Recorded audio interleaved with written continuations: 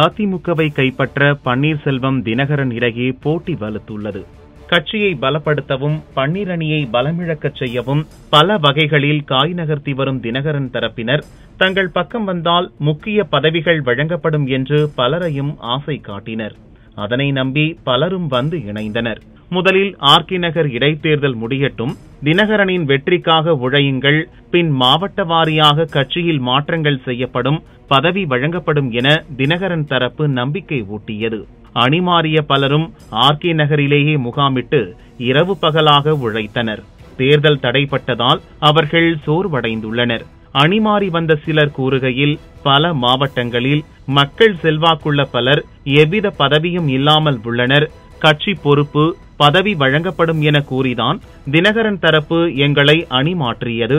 குறிப்பாக கடந்த சட்டசபை தேர்தலில் கட்சியினரின் உள்ளடி வேலையால் தோற்று போனவர்களுக்கு முக்கிய பதவி வழங்கப்படும் என தெரிவிக்கப்பட்டது.